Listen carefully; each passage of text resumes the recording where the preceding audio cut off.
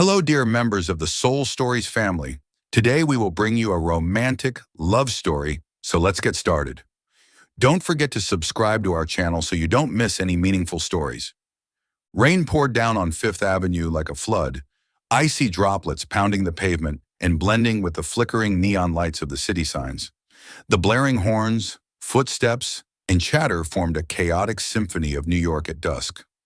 But in the narrow alley behind St. Augustine's Church, the noise seemed to vanish, muffled by the gentle, broken sobs of a girl. Savannah Blake sat curled on the wet stone ground, her once elegant white silk wedding gown now stained with mud and rain. Her bare feet trembled, toes curling from the cold. Mascara streaked down her cheeks, mixing with her tears, leaving dark marks like wounds that would never heal. She hugged herself tightly, as if letting go would cause her entire being to fall apart. Her veil, the one pinned to her hair that morning by a renowned designer, now lay crumpled in a dirty puddle. Savannah couldn't stop replaying the moment inside the church just hours earlier. St. Augustine's, with its vibrant stained glass windows and echoing choir, had been set for her grand wedding.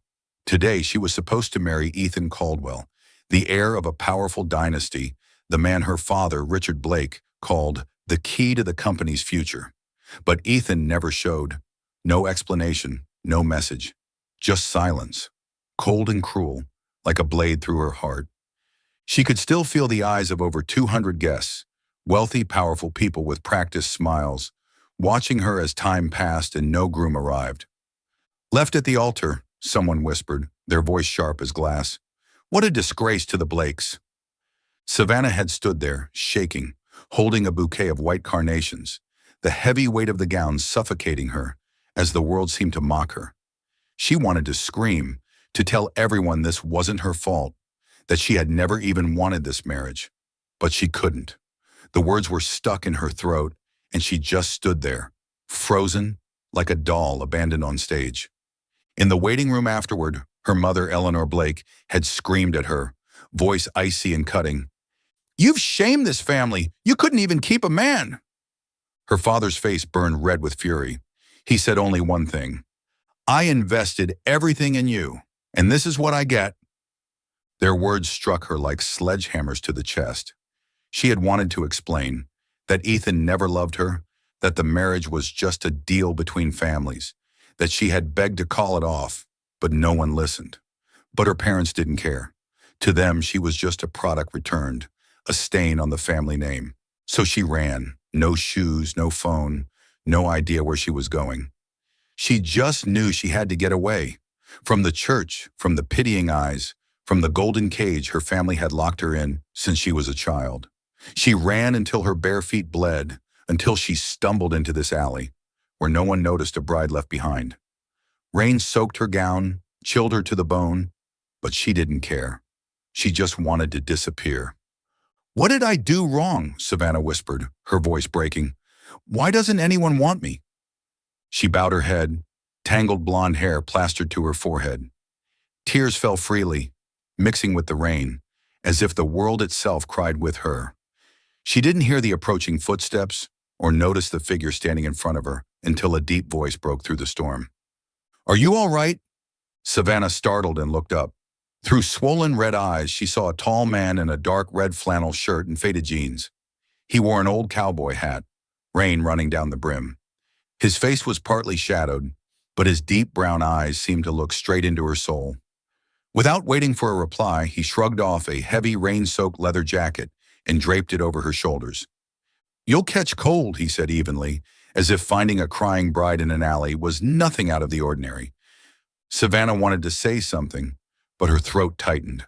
She just stared at him, stunned, as he sat down beside her, right there on the wet stone. He didn't touch her, didn't ask questions. He just sat, shoulder to shoulder like an old friend. His scent, earth, dry grass, pine, drifted toward her, strange but comforting. For a moment the rain didn't feel so cold. Savannah began, her voice hoarse. "I don't know what I'm doing here." He turned to her, his eyes gentle. "Sometimes you don't need to know what you're doing. Just knowing you're still breathing is enough." The words were simple, but they hit something deep inside her. She looked down at her trembling hands now wrapped in his coat. She didn't know who he was, but there was something in his voice, in the way he sat beside her without judgment, that made her feel safe. "I'm Savannah," she whispered. He nodded. "Elijah." No questions, no pity, just silence and the sound of rain. Savannah closed her eyes, letting the warmth from his coat seep into her skin. She didn't even realize she had leaned against him, resting her head on his shoulder, until she felt the solid strength of him. And then, Elijah wrapped an arm around her and pulled her close. That embrace was strong, warm, like it was saying that even if the world was falling apart, there was still a place for her to rest. Savannah didn't cry anymore. She just sat there, in the arms of a stranger, feeling his steady breathing sync with her shattered heartbeat. The rain was still falling, but the sound of it was drowned out by the rich aroma of roasted coffee and the quiet murmur of customers inside a small cafe on 47th Street. Savannah sat huddled in the corner, Elijah's leather jacket wrapped around her shoulders, heavy but warm. Her filthy white silk wedding dress clung to her skin, every fold a reminder of the disaster from just hours ago. She gripped the hot coffee Elijah had ordered for her, its warmth seeping into her freezing fingers, though it couldn't quite chase away the shivers in her chest. Elijah sat across from her, silent, his large hands resting on the table, holding a cup of black coffee he hadn't touched. He didn't look at her. His gaze remained on the window, where raindrops streamed down the glass. His silence wasn't awkward or tense. It was space, quiet space that let her breathe, allowed her to shrink without judgment. Savannah didn't know why she had followed him, why she was still sitting there, but something about his presence, solid, unassuming, made her stay. She looked down into the cup, the dark surface reflecting her swollen, red-rimmed eyes. That image pulled her back to the moment in St. Augustine's Church, when she'd stood in the center of the red-carpeted aisle, bouquet in hand, and realized Ethan wasn't coming. The whispers of the guests still echoed in her mind, sharp as shattered glass. The bride got left. The Blakes must be losing it. Did she really think she was good enough for the Caldwells? Those weren't just whispers. They were blades, slicing through an already fragile sense of self-worth. Savannah had never wanted to marry Ethan. The marriage had been arranged by her parents, part of a financial merger between two powerful empires. Ethan Caldwell, with his perfect smile and cold eyes, had been the ideal choice in her father's view. "You'll secure this family's future," Richard Blake had said, his tone leaving no room for argument. She had nodded, like she always did, because from the time she was little, she'd learned that resistance only led to pain. She gave up her dream of painting, gave up quiet mornings with brushes and color to become the version of herself her family wanted. Obedient, polished, a pawn in their power game. But today, when Ethan didn't show, when her mother screamed that she was a disgrace to the family, when her father turned away without even a glance, Savannah realized none of her efforts had ever mattered. She had run. No shoes, no phone, no destination, just the instinct to survive, to escape the cage she'd been locked inside for too long.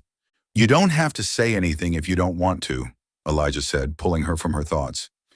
He was still looking out the window, but she felt his attention on her, as if he were waiting, but never pressing. Savannah clenched the coffee cup, her nails digging into her palm. "Today was supposed to be my wedding day," she said, her voice hoarse, so weak she barely recognized it. "But the groom, he didn't show. I stood there in front of hundreds of people, and he never came."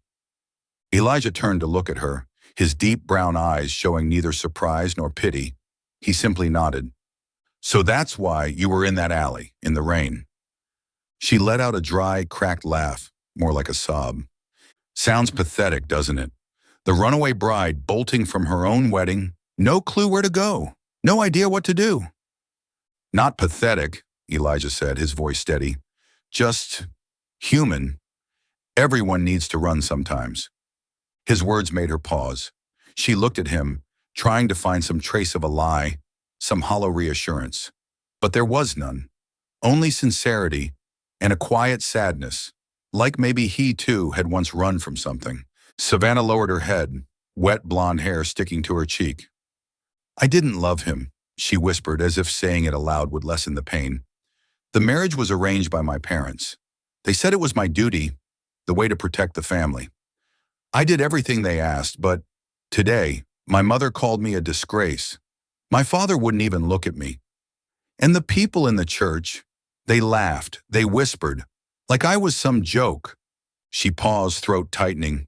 The memories, pitying eyes, mocking laughter, her parents' cold silence, rushed over her like a wave, threatening to drown her. I tried to become what they wanted, she continued, her voice shaking. I gave up everything, my dreams, myself, just to make them proud. But now I have nothing. No family, no future, not even myself. The words poured out like a dam breaking, and with them came the tears she had held back. She covered her face, her shoulders trembling, trying to stifle her sobs. She didn't want to cry in front of a stranger, didn't want to seem any weaker than she already felt. But she couldn't stop. All of it, the humiliation, the pain, the loneliness, crashed inside her, and she felt like she was disappearing. Elijah said nothing. He simply placed a hand on her shoulder, rough and calloused, but warm, steady. The touch was gentle, not invasive, but enough to remind her she wasn't alone. Savannah leaned forward, resting her head on the table, letting her tears fall, letting the heat from his hand seep through the layers of pain. She didn't understand why his presence was comforting, but right now it was the only thing keeping her grounded. She didn't know how long had passed before the crying stopped. She sat up, wiping her face quickly, embarrassed that he'd seen her like this. I don't know where to go now, she said, her voice barely audible. I can't go home. I can't face them. Elijah looked at her, his eyes gentle, but with a glint of quiet resolve. I'm heading back to Vermont, he said. It's quieter there than it is here. If you want, you can come with me. Just for a few days until you figure out what's next. Savannah blinked. You don't know me. Why would you? He shrugged, a small smile flickering across his lips. I don't know you, but I know what it's like to have nowhere else to go. And I figured, maybe you just need a place to breathe. She looked at him, trying to find a reason to refuse, a reason to doubt, but she couldn't. There was only his eyes, steady and kind, and a strange feeling that, despite knowing him for less than an hour, she could trust him.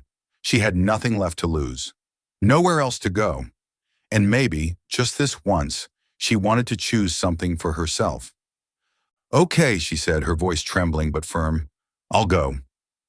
Elijah nodded, asking no further questions. He stood, flagged down the waiter to pay, then held the door open for her.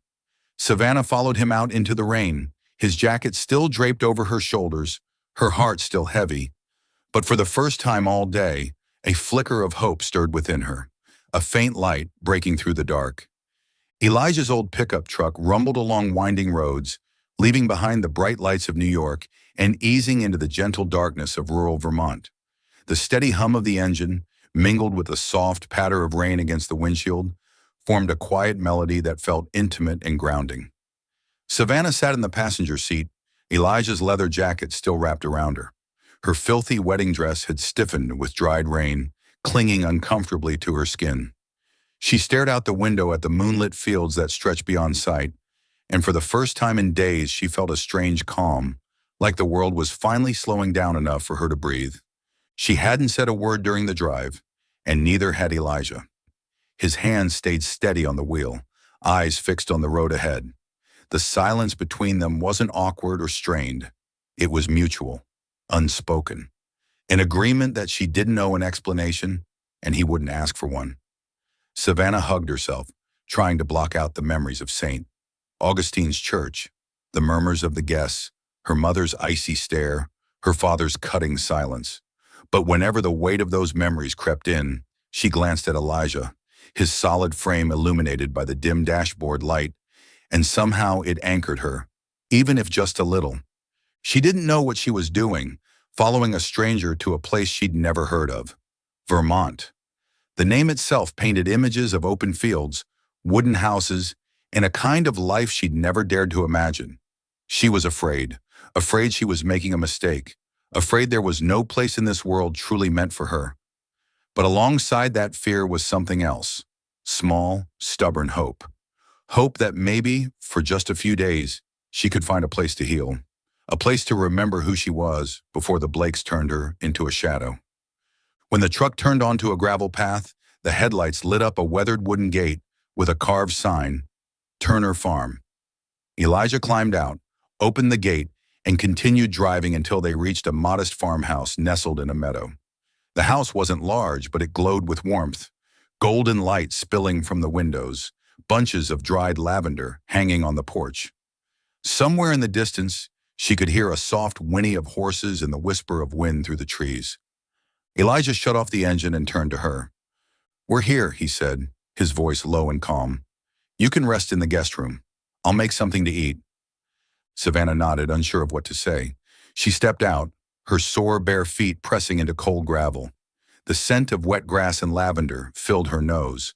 Strange but comforting.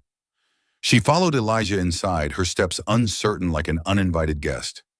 The house was simple but welcoming. Polished wood floors, a crackling fireplace, and framed photos on the walls. Savannah paused in front of one, a young woman with a radiant smile standing beside Elijah. Something in the woman's eyes made her chest tighten, but she didn't dare ask. Elijah led her to a small room at the end of the hallway. "This is the guest room," he said, opening the door. "There are clean clothes in the closet, and the bathroom's right there. I'll leave food out when you're ready." Savannah looked at him, moved by his quiet kindness. "Thank you," she whispered, her voice raw. I don't know how to repay you." He shrugged, a faint smile tugging at his lips. "Just rest. We'll figure out the rest later." Then he turned and left her in the peaceful stillness. The room was small but cozy, with a single bed draped in a wool blanket, an old wooden desk, and a painting on the wall, a lavender field under a sunset sky, painted with bold, emotional strokes. Savannah stood silently before it, her fingers brushing the wooden frame. There was something in the lines and the brushwork that made her heart pound, like it was calling to a part of her she'd buried long ago. She remembered afternoons spent painting, when color and texture were the only language she needed. She remembered the freedom, the sense of being fully herself, before her father tore up her first canvas and called art a useless waste. She turned away, trying to shake off the memory. She opened the closet and found a flannel shirt and old jeans, probably belonging to the woman in the photo. She changed into them, feeling the soft fabric against her skin. And for the first time all day, she didn't feel like the bride who'd been left at the altar. She felt like a person again. She stepped into the bathroom and washed away the smeared mascara and grime from her face. The reflection in the mirror was unfamiliar. No makeup, no veil, just Savannah, with swollen eyes and faint scratches on her cheeks. When she entered the kitchen, Elijah was at the stove, stirring a pot of steaming soup. The smell of toasted bread and herbs made her stomach rumble. She hadn't eaten since morning. He motioned for her to sit at the table, where he'd set out a bowl of hot soup, a slice of bread, and a glass of water. "It's no fancy dinner," he said, "but it'll warm you up." Savannah sat down, her hands trembling slightly as she lifted the spoon. She ate slowly, each bite like medicine, soothing the cold inside her body and her heart. Elijah sat across from her, sipping from an old coffee mug. He didn't ask who she was. He didn't ask why she ran or what had happened to the wedding dress now stuffed in a trash bag. And she didn't ask him either. Not about why he lived alone, not about the woman in the photo, not about the weight in his eyes that hinted at some untold story. Elijah carried a past that wasn't easy to forget. His wife, Grace, wasn't dead. She had left. 5 years ago, she packed her bags and walked away from the farm, chasing a life she said Vermont couldn't give her. She wanted city lights, freedom, something more than long days in fields and stables. Elijah hadn't stopped her. He let her go, believing it was what she needed, but the wound she left behind never fully healed. He buried himself in the land, in the horses, in the lavender, because it was the only way he knew how to keep going. Savannah's sudden presence, her quiet grief, stirred something in him, a loneliness he knew too well, and a fragile flicker of something more, maybe the urge to care for someone again. After the meal, Elijah led her out to the porch, where an old rocking chair and a wool blanket waited. "Sit out here for a while," he said. "The night air's nice." Savannah sat down, wrapped the blanket around her, and gazed across the field. The lavender swayed gently in the breeze, moonlight shimmering across the grass. The horses stood silently in their paddock, shadows moving under the silver light. She inhaled deeply, the crisp air filling her lungs, carrying the scent of earth and wet grass. For the first time all day, she felt like she could breathe without being crushed. She didn't know why, but sitting there beneath the starry sky, she felt a strange pull. She stood, went inside, and rummaged through a desk drawer until she found an old notebook and a pencil. She returned to the porch, sat down, and began to draw. The first lines were shaky, uncertain, like her hands had forgotten how. But then, like a long locked door swinging open, emotion came rushing back. She drew the lavender fields, the purple blooms bowing in the wind, the moonlight dancing on grass. She didn't think, didn't aim for perfection.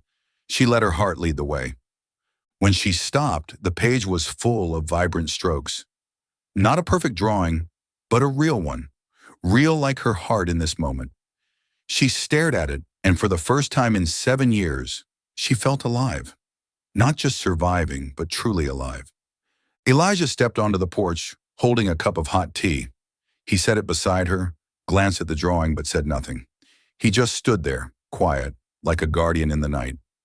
Savannah looked at him, something inside her stirring. She didn't know who he was or why he was being so kind. But in this moment, surrounded by peace and silence, she felt like maybe, just maybe, she'd found a place to begin again. Dawn filtered through the wooden slats of the stable, painting pale golden stripes across the dirt floor. Elijah stood beside a brown horse, his calloused hand gently stroking its mane as he whispered calming words while checking its hooves. The horse snorted softly, as if it understood the tenderness in his touch. Beyond the stable, the lavender fields stretched into the morning mist, and the wooden house stood quiet, as if waiting for the day to begin. But inside Elijah, something was stirring, something he didn't quite have a name for. It had been 3 days since he brought Savannah to the farm. 3 days, and she was still here, like an unexpected guest he didn't know how to receive. She slept in the guest room, ate the meals he cooked, and sometimes sat on the porch sketching, her drawings filled with a kind of sorrow he didn't dare ask about. He hadn't questioned her past, the wedding dress, or what she was running from. He didn't want to pressure her, didn't want to shatter the fragile quiet he saw in her eyes.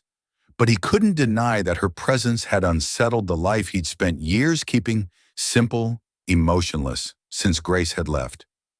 Grace. Even now, 5 years later, the name made his chest tighten. He remembered the day she left, her small suitcase dragging across the wooden floor, her eyes fixed not on him, but on the road beyond the ranch. "I can't live like this anymore, Elijah," she'd said, her voice cold but trembling. "I need more.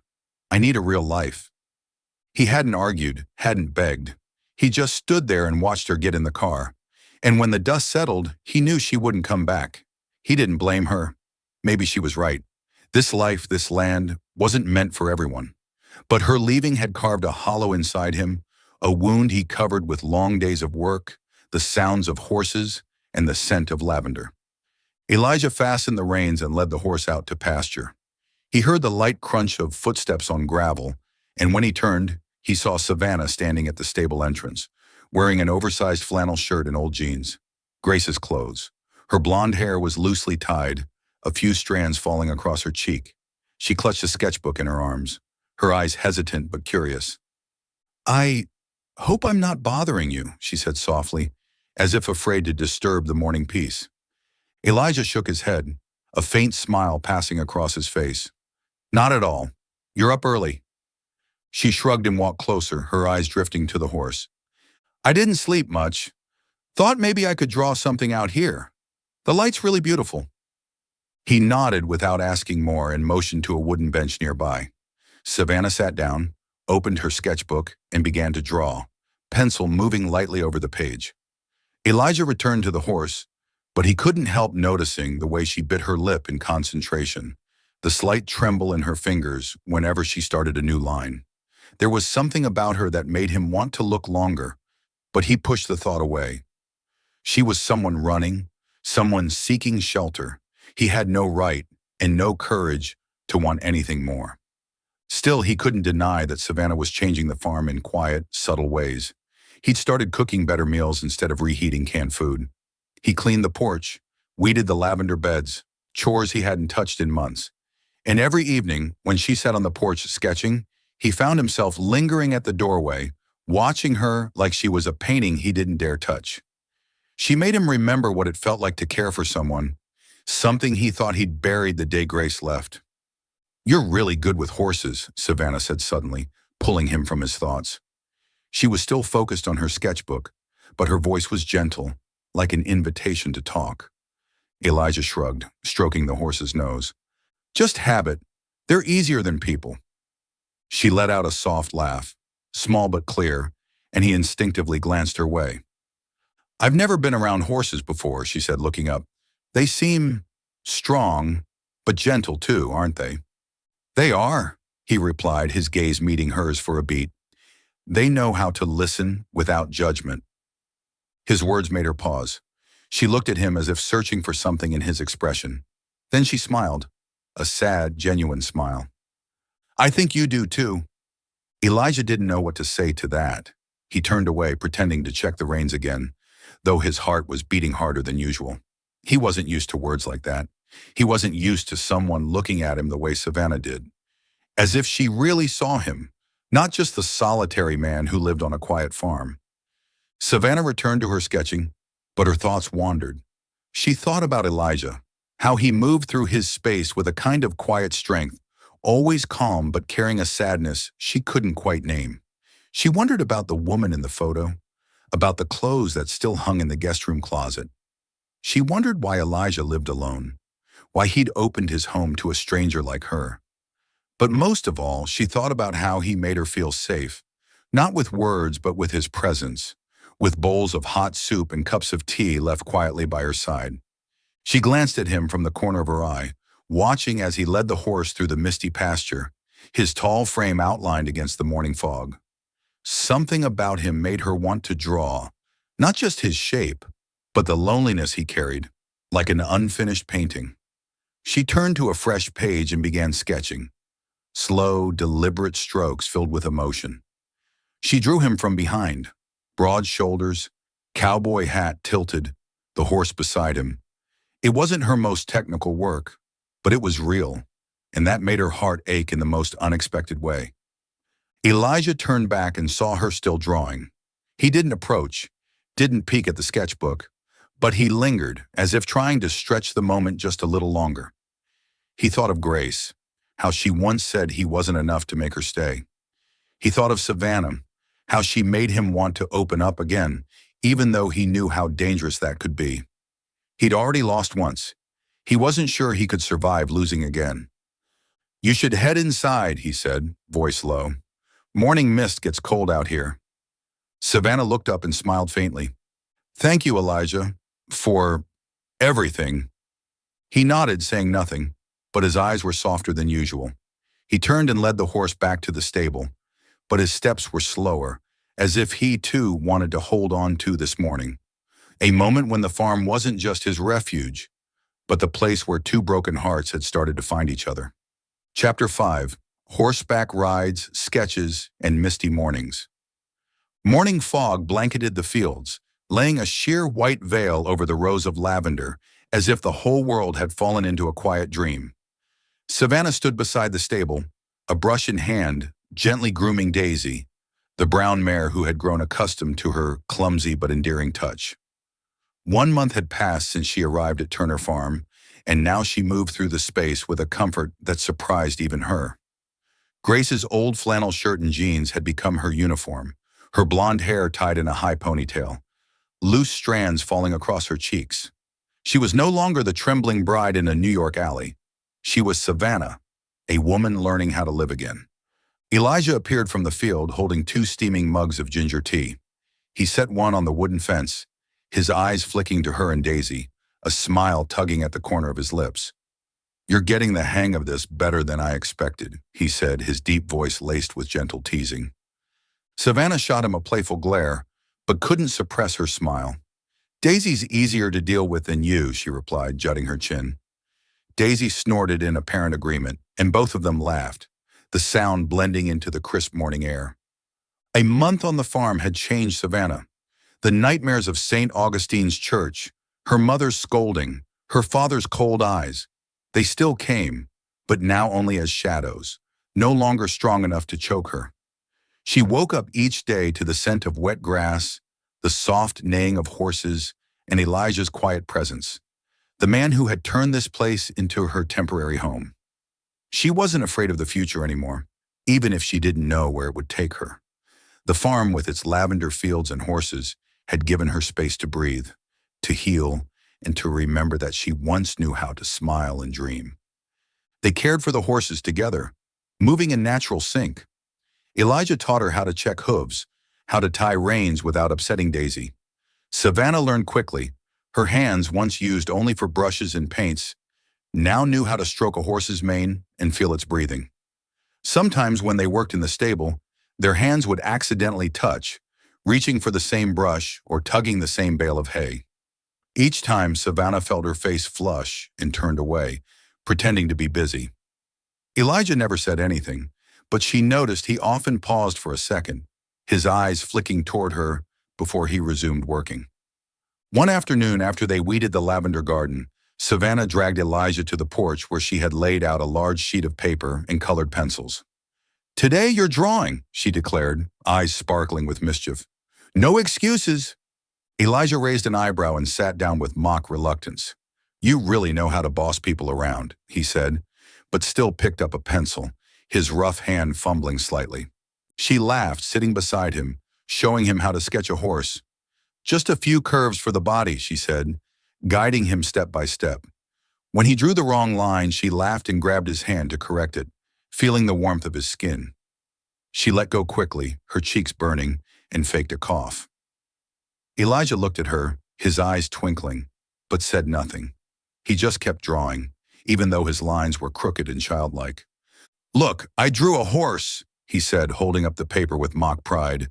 His horse looked more like a fat cat, making Savannah laugh so hard her stomach hurt. "It's a masterpiece," she said, wiping her tears. "I'm going to hang it in the stable so Daisy can admire it." Elijah gave her a mock glare, but then chuckled, and in that moment, they were like two kids, free and lighthearted. Savannah tossed a pencil at him. He dodged it and retaliated by flicking a few drops of tea at her. She squealed and chased him around the porch, their laughter rising above the wind sweeping the fields. They stopped, breathless, standing closer than they realized, and when their eyes met, both turned away, hearts pounding. But even in those light-hearted moments, Savannah carried private thoughts.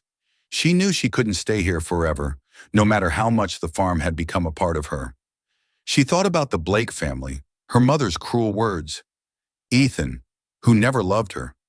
She wondered if she'd ever be brave enough to face them, or to start a new life where she could paint and be herself again. And she thought about Elijah, how he made her laugh, made her feel safe. She feared she was becoming too attached, that when she finally left, she'd either take his heart with her or leave hers behind. Elijah had thoughts of his own, hidden behind his quiet eyes. He watched Savannah, the way she laughed while brushing Daisy, the way she secretly sketched him when she thought he wasn't looking. She brightened the farm, reminded him of what it felt like to care for someone, something he had buried since Grace left. He remembered Grace, not with pain now, but as a reminder that the people he loved never seemed to stay. He knew Savannah didn't belong here, that she had a bigger life waiting out there, a place where she could shine. But every time she smiled, every time their hands touched, he wanted to keep her just one more day. That evening, they sat on the porch, each holding a mug of ginger tea, watching the fog lift in the golden light. Savannah opened her sketchbook and showed him a drawing she had just finished. A herd of horses galloping across the field, moonlight glinting off their manes. "I drew this morning," she said softly. "I think it feels like freedom." Elijah looked at the drawing, then at her. his gaze deep and unwavering. "You're talented, Savannah. Don't let anyone take that from you." She smiled, but a wave swelled in her chest. She wanted to tell him he was the reason she remembered how to draw, that he made her want to stay, but she only nodded, and they sat there, silent, each lost in their thoughts, yet both feeling the invisible string tightening between them, pulling them closer, even if neither dared to name it. The midday sun spilled across the fields, making the rows of lavender shimmer like a soft purple sea. Savannah knelt by the flower bed, hands covered in soil as she carefully plucked the weeds growing between the lavender stalks. The scent of earth and blooms blended together, offering a sense of peace she had learned to cherish over the past month living at Turner Ranch. She wore an old flannel shirt, her hair tied up high, a few strands falling loose around her cheeks, and the smile on her lips now came more naturally, as if every day here was a step toward reclaiming herself. Elijah was at the stables, tending to the horses alongside Daisy, the brown mare Savannah had grown fond of. From a distance, she could hear him whispering to them, his deep voice comforting, and she smiled, thinking of all the moments they'd shared, morning rides, painting together on the porch, and that moonlit night when he held her hand and told her she made him want to live again. That sentence still echoed inside her, sweet and terrifying, because she hadn't yet dared to name the feeling growing in her heart. The sound of a car on the dirt road broke her train of thought. Savannah looked up to see a sleek black Mercedes stopping at the gate. The door opened, and her heart skipped a beat when she recognized the two figures stepping out, her father Richard Blake in an expensive suit, and her mother Eleanor Blake in a tight-fitting dress and with eyes cold as steel. They stood there against the rustic backdrop of the ranch, like statues lost from another world. Savannah sprang to her feet, hands trembling, dirt clinging to her shirt. She felt herself pulled back to that day at St. Augustine's Church, when her mother had screamed she was a disgrace, and her father had turned away without so much as a glance. She wanted to run, to hide, but her feet were rooted to the ground. She stood frozen, watching her parents approach, each step like a hammer against the fragile confidence she had slowly rebuilt. "Savannah," her mother said, her voice icy, her eyes scanning her from head to toe. "Look at you, filthy like some housemaid. What do you think you're doing in this wretched place?" Savannah clenched her fists, nails digging into her palms. "Mom," she croaked, her voice hoarse, How did you find me?" Her father, Richard, stepped forward, his expression stern but tinged with disappointment.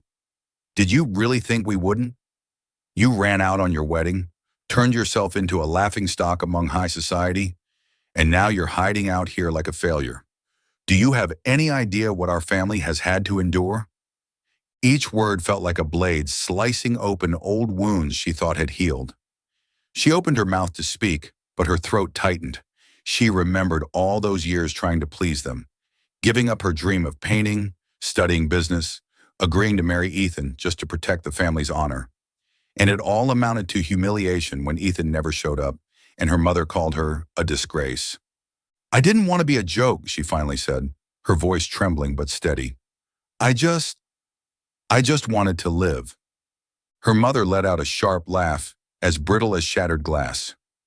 "Live? You call this living? Covered in mud, shacking up with some farmer, throwing away everything we gave you? You're a Blake, Savannah. It's your duty to restore the family's reputation, not hide here like a coward." Tears threatened to fall, but Savannah bit her lip to hold them back. She looked down at her dirt-stained hands and thought of the paintings she'd made, the laughter she shared with Elijah, the sense of freedom galloping through the fields. This ranch, humble as it was, had given her more than the Blakes ever had, a place to be herself, not a pawn in their power games. Before she could respond, Eleanor stepped closer, her voice dropping but cutting like a blade. "Listen to me, Savannah. You will return to New York. We found someone else, someone willing to overlook your scandal. You'll marry him, and we'll erase this whole mess. But if you refuse, you'll lose everything. Your inheritance, your trust fund, all of it. You'll have nothing but this filthy ranch. Is that really what you want?" Savannah's breath caught. Her mother's threat hung in the air, like a knife at her throat. The Blake estate was massive, millions in assets, properties, shares. It had been her safety net growing up, a guarantee of comfort. But it came with chains. A life of obedience, of sacrificing dreams. Her heart, her very self. She thought of the paintings hidden in the living room, of Elijah's gentle gaze, of feeling truly alive for the first time in years. Were those things worth more than the fortune her parents were using to control her? She looked at her mother, then her father, their faces hard, unmoving. I, she began, her voice shaky. I don't want your money. I want my freedom. Eleanor's eyes widened, then narrowed. Freedom? You think this is freedom? Living like a pauper? You'll regret this, Savannah. When you're broken alone, don't come crawling back. Richard's voice boomed across the field. Enough! You're coming home, Savannah. You've shamed us long enough. You're a Blake, not some farm girl. The weight of their words pressed on her, years of trying to fit into their mold. But then she thought of Elijah, how he stood with her in the field, and said she had nothing to prove to anyone. She thought of the life she was building here, fragile but real. She stood tall, her voice firm despite the tears glistening in her eyes. I'm not going back. I'm not your puppet anymore. I choose myself. Before her parents could reply, Elijah stepped out from the stables, wiping his hands on his jeans. He had heard the shouting, saw Savannah trembling, and the calm in him shifted into something stronger. He stood beside her, not touching but close enough that she felt his strength. Is there a problem? He asked, his voice low, his eyes locked on Richard. Richard sneered. And who are you? The leech feeding off my daughter's stupidity? Elijah Turner, he said without flinching. This is my ranch. Savannah is welcome here as long as she wants. And from what I've heard, she doesn't owe you anything. Eleanor scoffed and turned to Savannah. This is your choice? A nobody over your family? You're throwing away everything. Your name, your future, your fortune. For this? Savannah looked at Elijah, his steady gaze lending her courage. She thought of their late-night talks, their playful mornings, the way he saw her, not as a Blake, but as herself. She turned to her mother, her voice clear. I'm not throwing anything away. I'm choosing life. And if that means losing your money, then so be it. Richard's face turned crimson, but before he could speak, Elijah stepped forward, his voice cutting through the tension. She doesn't have to prove anything to you. If you can't see her worth, that's your failure, not hers. Silence fell, heavy and suffocating. Richard glared at Elijah, then back at Savannah, jaw clenched. You're making a mistake, he said. Don't expect us to clean it up when you fall. Eleanor took her husband's hand, voice dripping with disdain. Come, Richard. She's made her choice. She's no longer our daughter. They turned and walked back to the car. The Mercedes roared to life, kicking up a cloud of dust as it disappeared down the dirt road, leaving Savannah standing in the field, heart pounding but shoulders lighter, as if a chain had been cut loose. She felt Elijah beside her, his presence a quiet anchor. Tears rolled down her cheeks, but she smiled, a trembling yet resolute smile. Thank you, she whispered, turning to him, for being here. Elijah looked at her, eyes gentle yet fierce. You don't need to thank me. You're stronger than you think, Savannah. I just wanted you to see that. She took his hand, fingers shaking but sure. His hand was rough and warm, and when he gently squeezed, she felt a quiet reassurance that whatever the future held, she wouldn't face it alone. They stood there in the middle of the lavender field, sunlight on their backs, and though both still carried their fears, they knew this moment, choosing to stand together, was the beginning of something new, even if it didn't have a name yet. Are you still following the story? Please leave your thoughts on the story in the comments below. All your comments are the motivation for us to create better stories. Don't forget to subscribe to our channel. Thank you very much. Dawn peeked over the hills, casting a pale golden glow across the lavender fields, like a soft whisper welcoming a new day. Savannah stood on the porch, a steaming cup of ginger tea in her hand, her eyes drifting across Turner Ranch, the place she had called home for over a month now. The rows of purple swayed gently in the breeze. The brown horses stood quietly in their stalls, and the old wooden house radiated a simple warmth. She wore her familiar flannel shirt, her hair loosely tied, and though her heart still bore scars, it now beat to a new rhythm, gentle yet full of life. The confrontation with her parents a few days ago still lingered in her mind. Her mother's threat that she'd lose her inheritance and everything else if she didn't return to New York blew through her thoughts like a cold wind. But instead of fear, it brought clarity. She didn't need the Blake fortune to be herself. She had chosen the ranch, chosen Elijah, and above all, chosen her own path, even if it was uncertain. That decision, though it cost her a piece of her past, had opened a new door, one where she could paint her life with her own hands. Savannah stepped into the living room, where she had transformed a corner into her art studio. Her paintings were scattered across an old wooden table, lavender fields under moonlight, horses galloping through the mist, the cabin glowing in the sunset. Each painting was a piece of her, a declaration that she was no longer the abandoned bride, no longer the puppet of the Blake family. She picked up a brush, her fingers gliding over an unfinished painting. Elijah's figure from behind, leading a horse through the field, his gaze distant yet tender. She painted him not just because he was part of the ranch, but because he was the one who had shown her she could be strong, that she could be herself. She heard familiar footsteps, and Elijah appeared in the doorway, holding a cup of coffee, his eyes sweeping over her studio corner. "Up early again," he said, his deep voice laced with playful teasing. "Painting already?" Savannah smiled and set the brush down. "I couldn't sleep. Too much on my mind." He nodded, stepping inside, his gaze lingering on the painting of himself. He didn't say anything, but the corner of his mouth lifted, and Savannah blushed, quickly pulling another canvas over it. "Don't look," she said, flustered. "It's not finished." Elijah chuckled, his low laugh sending a flutter through her chest. "I'm not complaining," he said, sitting across from her. "You're talented, Savannah. These paintings, they have soul." His compliment made her pause.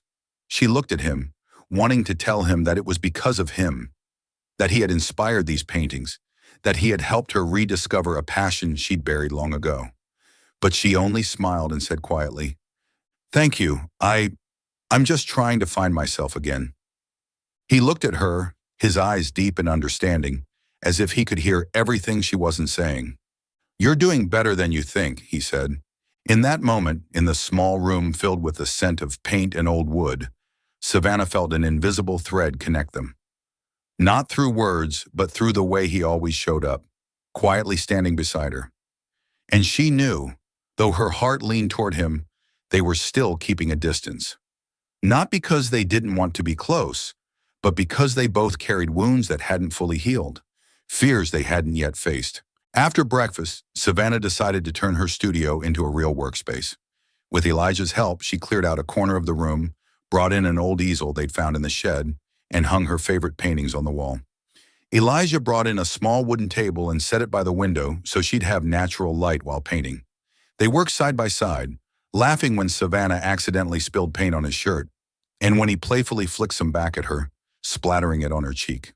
They stood there laughing, and for a moment his hand brushed her cheek to wipe the paint away. Their eyes met, and both quickly turned away, hearts pounding. That afternoon, Savannah sat on the porch, her sketchbook on her lap, drawing every corner of the ranch. The wooden roof, the lavender rose, Elijah's silhouette as he worked in the stables. She couldn't stop drawing, as if every stroke of the pencil helped her capture this place, this chapter of her life that made her feel more alive than ever before. She thought of the paintings she started the night Elijah held her hand in the field, the ones she titled "The Man Who Held Me in the Alley." It wasn't just about him, it was about the moment she realized she wasn't alone, that someone was willing to stand beside her, even as the world fell apart. She made the bold decision to submit that painting to a local art magazine, something she never thought she'd have the courage to do. She carefully wrapped the canvas and wrote a short letter introducing herself, not as Savannah Blake, daughter of the wealthy elite, but as Savannah, an artist searching for her place in the world. Elijah stood beside her at the town post office, pride in his eyes even though he said nothing. "I did it," she whispered as they stepped outside, her voice trembling. "I never thought I would." Elijah smiled, his gaze soft. "I never doubted you." A few weeks later, a letter from the magazine arrived. Savannah opened it with shaking hands and screamed when she read the words, "The man who held me in the alley" had been selected for publication in their next issue, along with a short feature on her, a new artist living among Vermont's fields, drawing inspiration from simplicity and human connection. She ran to the stables where Elijah was working and threw her arms around him, not caring about the dirt on his shirt. "Elijah, they picked my painting," she cried, tears shining in her eyes. "They want to publish it." He hugged her back, laughing, his arms strong yet gentle. "I knew you could do it," he said, voice low and warm. "You're an artist, Savannah, a real one." She looked at him, heart racing, wanting to tell him that he was the reason she dared to try, that he was the man in the painting, but she only smiled and let him pull her into another hug. And in that embrace, she no longer felt like a disgrace, no longer the abandoned bride. She was Savannah, the girl painting her own life, one brushstroke at a time. That night, they sat on the porch under the moonlight, gazing at the fields. Savannah rested her head on Elijah's shoulder, sketchbook in her lap, though she wasn't drawing. She just wanted to be there, with him, feeling his warmth and the peace of the ranch. She thought about the future, the paintings she would create, the days ahead. She knew it wouldn't be easy. She had lost her fortune, her family, and the road ahead was uncertain. But with Elijah by her side, she knew she had the courage to keep going. Elijah looked at her, eyes deep and thoughtful, and he thought about Grace, how she had left, leaving behind an emptiness in him. But Savannah wasn't Grace. She was here, with a radiant smile and soulful art that made him believe in new beginnings. He didn't say a word, only gently squeezed her hand, and they sat there beneath the moonlight, knowing that whatever the future held, they would face it together, one step at a time. The Vermont sky that night was crystal clear, with a full moon hanging bright and heavy above, casting a silvery glow over the lavender fields. The campfire crackled in the middle of the meadow, orange flames dancing and throwing warm light across Savannah and Elijah's faces. They sat side by side on an old wool blanket, close enough to feel each other's warmth, yet with a small gap between them, as if both were afraid that touching might shatter something fragile. Around them, the sound of crickets blended with the whisper of wind through the flowers, forming a soft, intimate melody of nature. Savannah hugged her knees, eyes flickering over the fire, occasionally settling on Elijah's face, the sharp lines, the faint stubble on his chin, and those deep brown eyes reflecting the flame. She wore her familiar flannel shirt, her golden hair loose and gently stirred by the breeze. A month and a half on the ranch had changed her, not just in appearance, with sun-kissed skin and calloused hands from pulling weeds and grooming horses, but in spirit. She was no longer the trembling girl in a New York alleyway, mascara running and heart shattered. She was Savannah, someone who had rediscovered her smile, her passion for painting, and a sense of belonging she'd never known before. Elijah sat beside her, one hand braced on the blanket, the other absent-mindedly stirring the fire with a stick. He was silent, as usual, but his silence was never empty. It was full of thoughts, of emotions he hadn't yet dared to speak. He watched Savannah, the way she tilted her head to admire the moon, the quiet smile she gave when a spark leapt into the sky.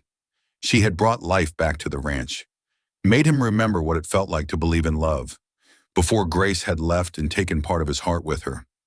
They'd planned this campfire night days ago, after Savannah's painting, The Man Who Held Me in the Alley, was selected by the art magazine. It was meant as a celebration, but more than that, it was a moment to pause, to acknowledge the growing connection between them, even if neither had dared to name it. Savannah brought homemade toasted bread, and Elijah prepared the wood and a flask of ginger tea. They'd laughed while building the fire, teasing when Savannah dropped a log, and when Elijah joked she should paint the fire instead of setting the whole field ablaze. But now, as the night deepened, the air grew still, and both felt a sweet tension settle over them, as if this night was meant for truths long held back. Savannah drew a deep breath, her eyes still on the flames, her voice soft and trembling. yet sincere. You know, she began, fingers laced tightly in her lap. I used to think love was just obligation, like a contract, something I had to fulfill to make others happy. With Ethan, with my family, I always felt like I had to earn love, that I had to be enough to be loved, but it only made me feel suffocated. She paused, turning to look at him, her eyes glistening in the moonlight. Elijah turned too, eyes locked on hers. He didn't speak, but the intensity of his gaze gave her the courage to go on. But with you, I can breathe, she whispered. You never asked me to be anyone else. You just let me be me. And I never knew love could feel like that until I came here. Her words rippled through Elijah like a stone cast into still water. His chest tightened, not with pain, but with something warm and powerful, something he'd buried ever since Grace left. He set the stick down, his hand trembling slightly, and looked straight into her eyes. Savannah, he said, his voice deep and raw with emotion, I buried my heart when Grace left. I thought if I never let myself love again, I'd never have to lose anything again. But then you came, and I could feel my heart beating again. He reached out, his rough fingers gently tucking a strand of her hair behind her ear. The touch was soft, but enough to make Savannah's heart pound. She looked at him, tears shimmering in her eyes, not from sadness, but from the truth in every word he'd said. You make me want to live again, he continued, his voice raspy. You make me believe that maybe there is another chance, a new beginning. A tear slipped down her cheek, but she smiled, a trembling, radiant smile. She leaned in closer, shrinking the distance between them, and before she could think too much, she placed her hand on his cheek, feeling the warmth of his skin beneath her palm. Elijah, she whispered, voice choked with emotion, I'm scared, but I want to be here. With you. He looked at her, his gaze steady and full of depth. And then, as if there was no holding back anymore, he leaned in, and his lips met hers. The kiss started gently, like a question. But when she responded, it deepened, full of longing, of all the feelings they'd both tried to bury. Savannah felt the heat of him, the scent of wood smoke and dry grass, and her heart melted into the firelight and moonshine. The kiss wasn't just a moment, it was a confession that they had found each other through scars and fears, and they were ready to take a chance. They pulled apart, their breaths mingling, their eyes still locked. Savannah rested her forehead against his, laughing softly through her tears. I never thought I could feel this way, she said, her voice trembling. Like, I've found home. Elijah wrapped his arms around her, holding her close, strong and gentle. You are home, Savannah, he murmured. Wherever you are, I want to be there with you. They sat in silence by the fire under the moonlight. Savannah leaned against his shoulder, feeling the steady rhythm of his heart, and for the first time, she wasn't afraid of what came next. She thought of her journey, from the broken bride in a wedding dress to the woman now sitting here, free and alive. She thought of Elijah, of how he had given her a place to heal, a place to love. She didn't know what the future would hold, but in this moment, she knew she had found something precious, someone who made her feel enough, just by being herself. Elijah held her tighter, breathing in sync with her. He thought of Grace, not with pain now, but with release. Savannah wasn't Grace. She was light he never expected to find, and though part of him feared she might leave one day, he wanted to hold on to this moment, to believe that love could last, like the lavender that bloomed again, season after season. They sat there by the fire, with the moon and flames bearing witness to their confession and their kiss. And in the quiet that followed, they both knew, whatever lay ahead, they would walk through it together, step by step, day by day. A year had passed since the night Savannah fled St. Augustine's church, heartbroken, barefoot, and bleeding. Turner Ranch was now a living portrait of healing and love. Lavender bloomed in radiant rows, stretching like a sea of violet under the Vermont summer sun, and the old wooden house breathed the warmth of a true home. Savannah had become an irreplaceable part of this place, not just through her paintings, but through her laughter, the way she cared for the horses and how she lit up Elijah's world. She stood by the stables, gently brushing Daisy's mane, a bright smile on her lips. Her blonde hair was loosely tied, a few strands dancing in the breeze, and her flannel shirt was speckled with paint from her little studio.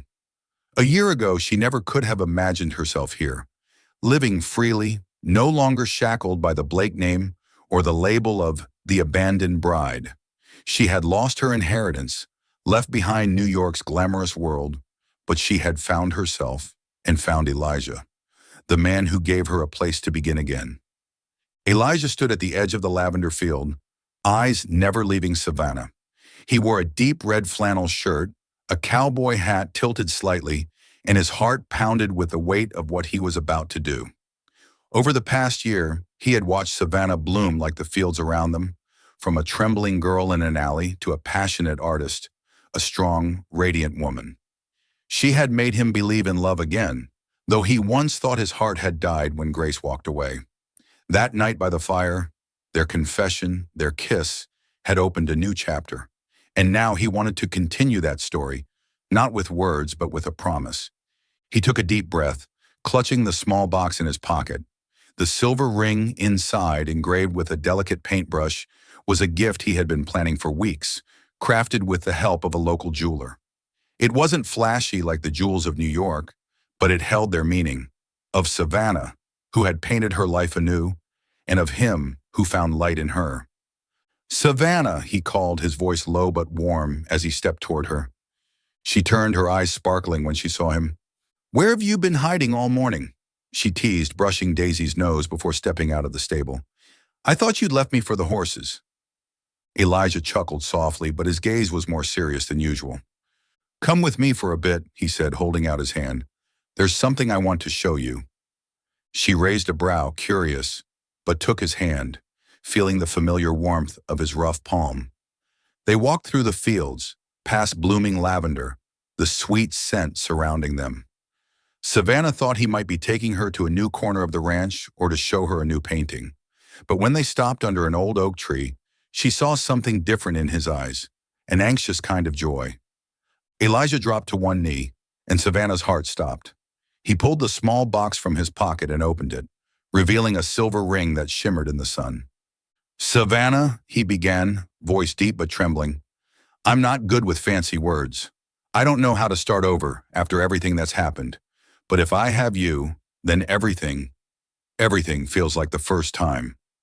She covered her mouth, tears brimming, not from sadness, but from overwhelming joy, as if her heart couldn't hold it all. Elijah looked at her, his eyes full of love. "You made me believe in love again," he continued. "You are my home, Savannah. I want to spend my life beside you, painting the days ahead. Will you marry me?" Savannah burst into tears, but her smile was brighter than the sun. She nodded, voice shaking. "Yes, Elijah.